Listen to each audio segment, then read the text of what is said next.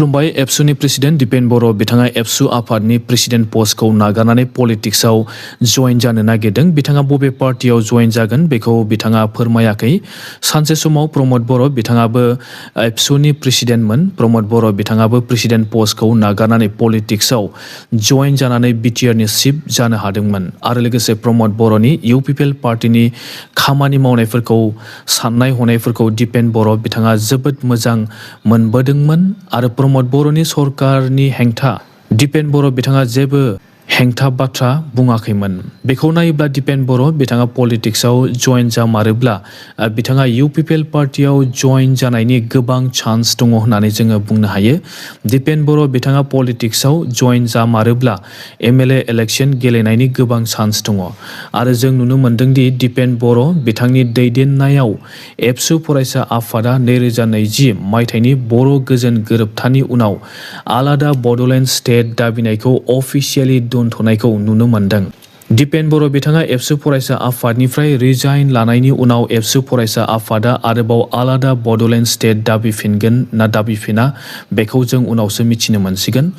बर'फोरनि गेजेराव गोबां सेपारेट बड'लेण्ड स्टेट दाबिग्रा लिडारफोर ओंखारदोंमोन, नाथाय दा बिथांमोना सेपारेट बड'लेण्ड स्टेट दाबिनायखौ मोनैनि थाखाय बिथांमोना पलिटिक्सआवसो हाबजोब्बाय आरो दा गोदानहै बर' लिडारफोरा पलिटिक्सआव हाबनो नागिरनायखौ नुनो मोन्दों।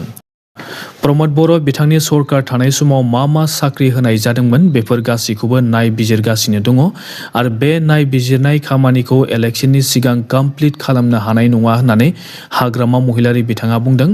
हाग्रामा महिलारि बिथाङा बुंनाय बायदिब्ला इलेक्शन जोबनायनि उनावसो बे खामानिखौ फोजोबनो हागोन। गोदानहै मोननाय सानै अग्निबार आर्मिफोरा थैबाय आरो गुबुन 28 जन अग्निबारफोरखौ हस्पिटालाव दोननाय जादों। बे जाथाया शिलंनि आसाम रेजिमेन्टेल सेन्टाराव जादों। सानै सुबुंफोरा थैबाय मानोना बिथांमोननि देहायाव नेसिरिया मेनिंगिटाइडिस मुंनि बेक्टेरियाखौ बिथांमोननि देहायाव मोनदों आरो बे बेक्टेरियायानो बिथांमोननि देहाखौ इनफेक्शन खालामदों। इनफेक्शन खालामनायनि जाहोनाव बिथांमोनखौ थैदों होननानै जोङो मिथिनो मोन्दों। बिथांमोना बहानि, बिथांमोननि मुङा मा बेखौ दासिमबो अफिसियेलि फोसावनाय जाथ'वाखै। लकसभानि इउनियन मिनिस्टार सर्बानन्द सन'वाल बिथांखौ आसामाव बिजेपि पार्टिया चिफ मिनिस्टार खालामफिनगोन नामा होननानै बिथांखौ सोंनाय जादोंमोन। माने बे बाराव बिजेपि पार्टिया सरकार दाफिननो हायोब्ला हिमन्त बिश्व शर्मा बिथांखौ सोलायनानै सर्बानन्द सन'वाल बिथांखौ आसामनि चिफ मिनिस्टार बानायनाय जागोन नामा होननानै सोंनायाव सर्बानन्द सन'वाल बिथाङा बुंदोंदि बिथाङा गावखौ सासे बिजेपि पार्टिनि थाखाय गोसो होनानै खामानि मावथाबग्रा सासे सल्जार होननानै बुंनानै लादों आरो बिजेपि पार्टिया मा डिसिसन लागोन बेबादिनो बिथाङा खामानि मावलांगोन होननानै बिथाङा मेडियानि गेजेरजों फोरमायदों आरो लोगोसे बिथाङा बुंदोंदि बिजेपिनि थांखिया जादों बे पार्टिया हादोरखौ सिगां दोनग्रोयो, नैथियाव पार्टिखौ दोनो आरो गावनि सार्थ'आ जोबनायावसो होननानै सर्बानन्द सन'वाल बिथाङा बुंदों। हिमन्त बिश्व शर्मा बिथांखौ सेन्ट्रेलाव लांनानै सर्बानन्द सन'वाल बिथांखौ आसामाव लाबोफिनगोन नामा बेखौ जों इलेक्शन जोबनायनि उनावसो मिथिनो मोनसिगोन। इन्डियानि प्राइम मिनिस्टार नरेन्द्र मदि बिथांखौ मैया इजराइलनि एयारपर्टआव गोजा कारपेट बनानै इजराइलनि प्राइम मिनिस्टार बेन्जामिन नेतान्याहु आरो बिथांनि हिन्जावा मदि बिथांखौ वेलकाम खालामदों आरो इजराइलनि प्राइम मिनिस्टारा बुंदोंदि मदिया बिथांनि फंबाय होननानै बिथाङा बुंनानै लादों। मदि बिथाङा 75 बोसोर बैसो जाबाय आरो बेन्जामिन नेतान्याहु बिथाङा 76 बोसोर बैसो जाबाय। मदि बिथाङा इजराइलाव थांनानै उदखारिफोरखौ फोजोबनायनि बाथ्रा बुंनायखौ जोङो नुनो मोन्दों आरो लोगोसे इन्डिया आरो इजराइलजों गोबां एग्रिमेन्ट खालामनायफोरखौबो जोङो मैया नुनो मोन्दों। बिहार स्टेटनि बक्साराव जुलि जाफुबाय थानाय समावनो गुबुन मानसिया हिन्जाव गोदानखौ उदैयाव गलि गावदों, जायनि जाहोनाव हिन्जाव गोदाना दा जोबोद सिरियास जानानै दङ। बिथांखौ दा हस्पिटालाव ट्रिटमेन्ट खालामगासिनो दङ होननानै जोङो मिथिनो मोन्दों। गलि गावग्रा मानसिनि मुङा जाबाय देन बान्धु। बिथांखौ हिन्जाव गोदाननि न' खाथिनि होननानै जोङो मिथिनो मोन्दों। दायनिगिरिया खारखोमानानै दङ। गलि गावजानाय हिन्जाव गोदाननि मुङा आरती कुमार। दायनिगिरिया हिन्जाव गोदानखौ मोजां मोनोमोन, नाथाय हिन्जाव गोदाना गुबुन हौवासाजों जुलि जाबाय थानाय समावनो बे हौवा मानसिया बिथांखौ गलि गावदों आरो उदैयाव गलि गावदों होननानै जोङो मिथिनो मोन्दों।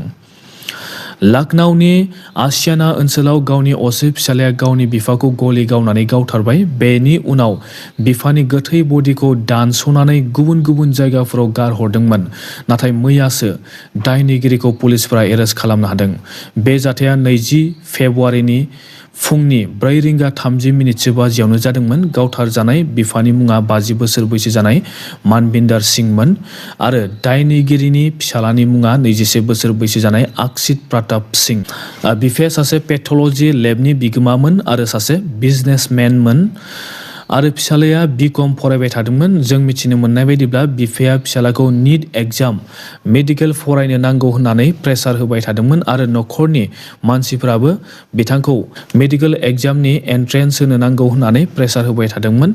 नाथाय फिसालाया मेडिकेल फरायनो गोसो गैया। बेबायदि बुंजाबाय थानायनि थाखाय फिसालाया बिफाखौ बिफानि पिस्तलजों बिफाखौ गावनानै गावथारदों आरो गावथारनायनि उनाव बिफानि गोथै बडिफोरखौ दानस'नानै गुबुन गुबुन जायगाफोराव गारहरदोंमोन।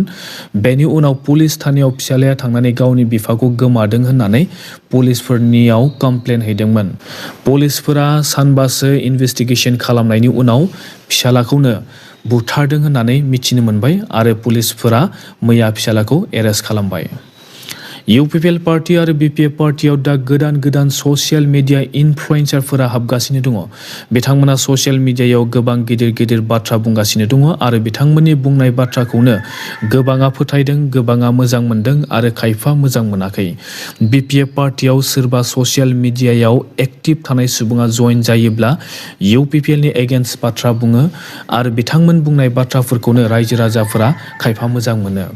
आरो जुदि इउपिपिएल पार्टीयाव सोरबा ससियेल मिडियायाव एक्टिभ थानाय सुबुङा जइन जानानै बिपिएफ पार्टीनि हेंथा बाथ्रा बुङोब्ला बेखौनो खायफा रायजो राजाफोरा मोजां मोनो। फेसबुकनि एक्टर आरो इउटिउबनि एक्टरफोरा बिपिएफ पार्टी आरो इउपिपिएल पार्टीयाव जइन जानानै मा खामानि मावनो नागिरदों? बिथांमोना गावबा गावनि इनकामनि थाखायसो पार्टीयाव हाबदोंना रायजो राजाफोरनि थाखाय मोजां खामानि मावनो थाखाय बिथांमोना पार्टीयाव हाबदों? बेखौ जों उनावसो मिथिनो मोनगोन। बिजेपि पार्टी एबा कंग्रेस पार्टीनिफ्राय माबा मोनसे बुंनांगौब्ला स्पोक पार्सन नङाब्ला मिनिस्टार एबा चिफ मिनिस्टारफोरासो पार्टीनि जानानै बाथ्राफोरखौ बुङो एबा पार्टीनि जानानै गुबुन पार्टीनि एगेन्स्ट बाथ्रा बुंनायफोरखौ जोङो नुनो मोनो। नाथाय बिपिएफ पार्टी आरो इउपिपिएल पार्टीनिखौ नायोब्ला जास्ट मेम्बार एबा गोदानहै जइन जालाबायनाय सुबुंफोरखौनो मिडियानि गेजेरजों एबा फेसबुकनि गेजेरजों नांलाय हरनाय बाथ्राफोरखौ जोङो नुनो मोनो।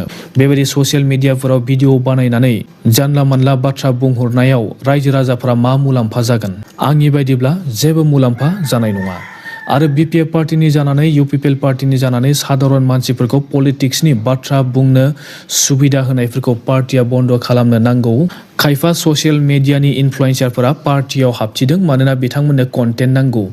कन्टेन्ट बिथांमोना नागिरगासिनो दङ। कन्टेन्ट मोननो थाखायसो खायफा पार्टीफ्राव जइन जायो। भिउ मोननो थाखाय बिथांमोना बेफोर खामानिफोरखौ मावलाबायो। ससियेल मिडियानि इनफ्लुएन्सारफोरा गावनि मुलाम्फानि थाखायसो बिथांमोना पार्टीयाव जइन जायो।